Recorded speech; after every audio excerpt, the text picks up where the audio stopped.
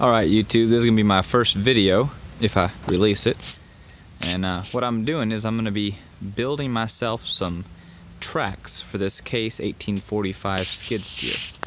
I think this is a 1980s model. I haven't been able to find out exactly. I recently purchased it.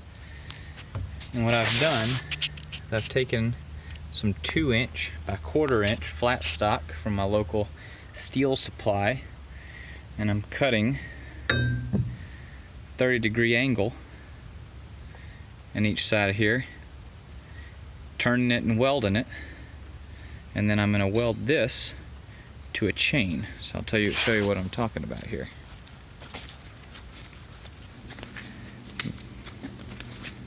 That's that flat stock we're going to be using. Here's the chain. I'm going to remove the hooks. This is a lot harder than it looks on everybody else's channels. I'm going to take this right here and weld it to a link, just like that. And I'm going to do every few links, run around, and then just use a master link to connect them all together. Hopefully we'll end up with some tracks for the skid steer for under $300 instead of $1,600 off of eBay. Still not a bad price, but I think I can do it myself for a little cheaper. I always try to do it a little cheaper if I can, and to get the experience. It's a lot of fun. Well, I'll stop the video here and make up some more of these links and see how it goes. Alright, so we're going to demonstrate how we're taking this 13.5" by 2" by 1/4" flat stock. Now, what we've been doing, the grinder you've seen in the other video, is cutting an angle in it. And once we rotate, you know, this is how it's cut from, like that. Once we rotate it up, that gives us that perfect angle that we were looking for. So now I'm just going to weld that together.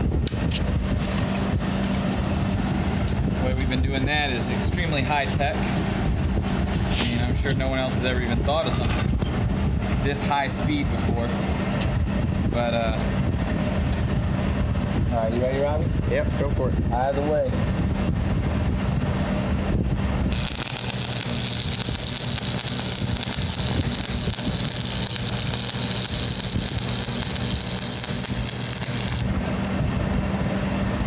Use every bit of that we're on, huh?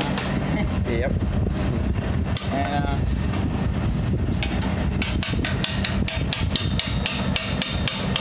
now I'm no professional welder, but I hope those are gonna hold. That's about what they all look like, give or take a little bit. And I'm running 70 18 AC rods. They seem to be doing the best for me. And then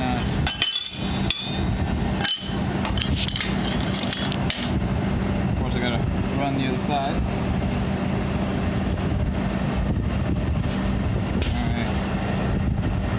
Way contact.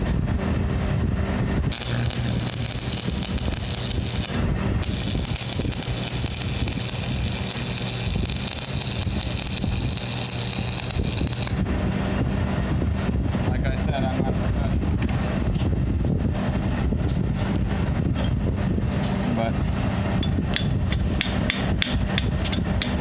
Lord willing and the creek don't rise too high, that's gonna work for us.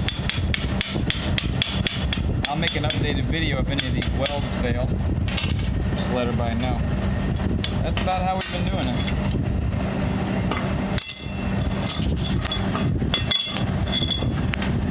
Except for almost all the other ones, we did it on the concrete because we didn't realize we had this metal table out in the yard.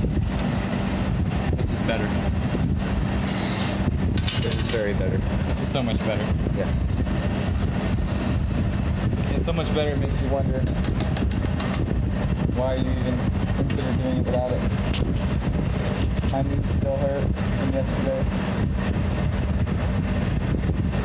Sometimes these rods can really give me trouble starting. Ends up with a lot of the insulation is not burning away fast enough.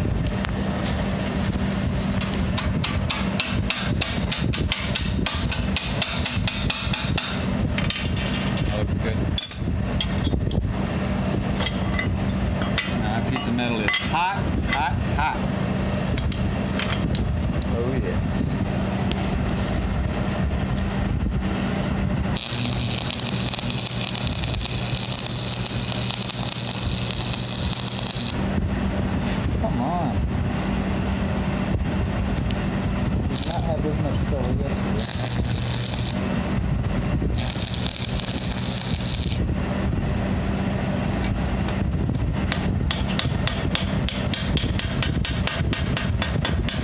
that'll do it.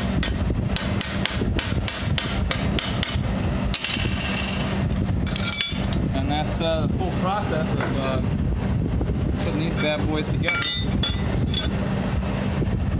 And then we're just welding them to the chain.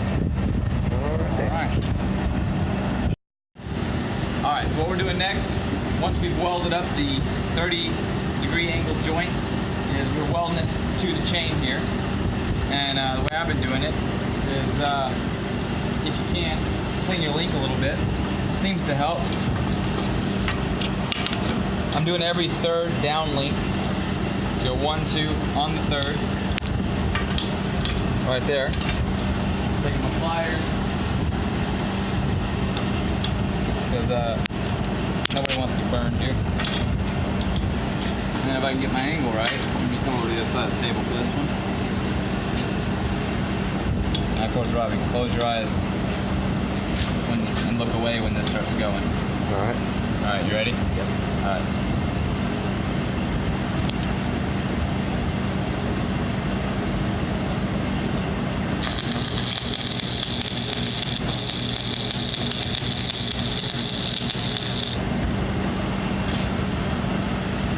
Alright, so we're just taking a weld along the entire length on this side, and looks good. Once it's all done, we're going to come back, weld the other side, and this will be done.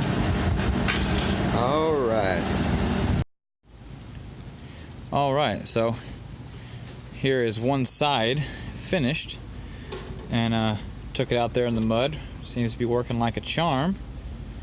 And just like I was saying in the first clip, took a piece of chain here, just welded it to a link, and got a master link. So let the air out of the tires, and then used a ratchet strap, hooked on a piece of chain, and tightened it up. Able to insert that master link in there, and then refilled the tires with air. So you end up with something that's extremely tight, digs into the tire just a little bit. I don't think it's going to damage anything, just gives it a nice traction area, and it really adds a lot of surface area to this thing when I'm cruising around in the mud. And one side was getting stuck and the other side wasn't, so we're gonna keep working on that other side over here. Got my cousin working on it with me. He's been doing all the chop sawing, and I'm gonna get back to welding. Alright, I got the video on. I think I've got it on wide angle.